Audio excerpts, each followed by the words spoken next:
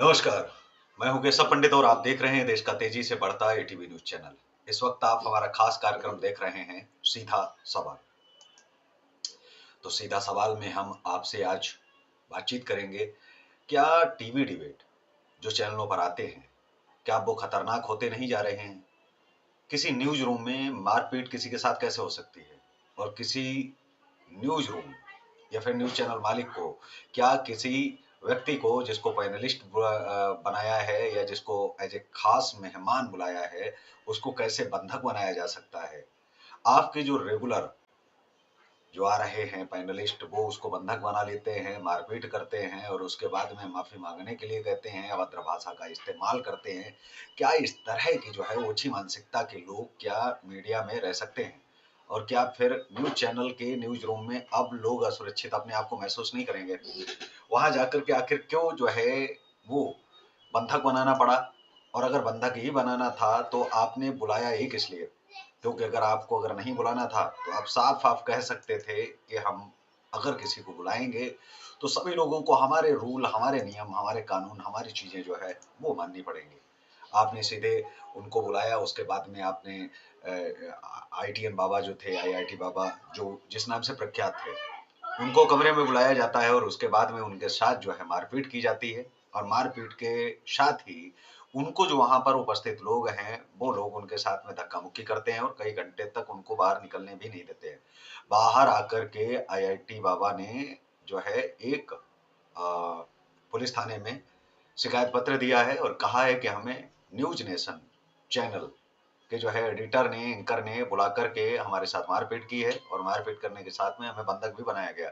और वहाँ जो रोज जो लोग जो आते हैं, जो लगातार जो उनके पैनलिस्ट हैं वो जो आते हैं, तो उनका एक ही कहना था, वो जिस तरह की भाषा शैली इस्तेमाल कर रहे थे, अगर आप वीडियो पूरा देखेंगे उस वीडियो में एक तरफ कहा जा रहा है कि अब तो ये माफी मांग करके जाएगा। भाई, आप किसी की गर्लफ्रेंड को लेकर के या उसके परिवार को लेकर के प्रश्न क्यों कर रहे हैं? बाबा बन गए हैं, बाबा बन गए हैं तो ज्ञान की बातें करिए ना, पता चल जाएगा कितना ज्ञान आपके पास है और कितना नहीं है। किसी की गर्लफ्रेंड पर अगर पूछना था तो वहां साध्वी भी उपस्थित थी, साध्वी के बॉयफ्रेंड के बारे में पूछा जाना चाहिए, फिर ठीक था। तो वहां जितने भी लोग थे, महात्मा थे, जो बुजुर्ग थे, साधु संत थे, पर सभी के पुराने जो है उन पर भी तो सवाल बनता है। उनकी फैमिली नहीं है, वो कैसे छोड़ के आए, कहाँ पर उनकी पढ़ाई छूटी और कैसे कैसे वो इस लाइन में आए? तो उनसे सभी से जो है ये प्रश्न होने चाहिए थे और उसके बाद में तब आप कहते कि हाँ भाई ये गलत या फिर ये सही। आईआईटी बाबा को लाकर के उनकी छवि को खराब करना एकमात्र दुष्प्रचार है न्यूज नेशन चैनल का, जो ज्ञान के नाम पर वहां जो बैठते हैं चार पांच जो गुर्गे और गुंडे टाइप के लोग, वो किसी को बोलने ही नहीं देते। वो इस तरह से अपने आप को दिखाते हैं कि उनसे बड़ा कोई भी विद्वान है ही नहीं इस धरती पर। तो जो उनकी भाषा थी, अभद्र भाषा और तू तड़क की जो भाषा थी, वो मुझे लगता है सड़क छाप लौंडों की जैसे भाषा होती, लौंडे लौंडियों की, उस टाइप की भाषा वहां के साधुई की और वहां के साधु संतों की थी। जो साधु संत मैं कह नहीं सकता हूँ। तो किसी का हाथ पकड़ना क्या ठीक है? अगर वो जा रहे थे तो उन्हें जाने देते। उनका मूड है, अगर किसी का जवाब देने का देगा, अगर किसी का मन नहीं करता है तो नहीं जवाब देगा। किसी पर कोई जोर या जबरदस्ती नहीं है कि आप आकर के उसको उठाएं और उसको बोलेंगे नहीं जवाब दीजिए।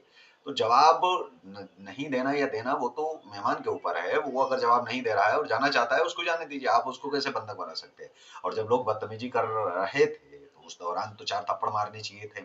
वो जो एक कथावाचक था, साध्वी थी, उनको कम से कम लतियाना जुतियाना चाहिए था।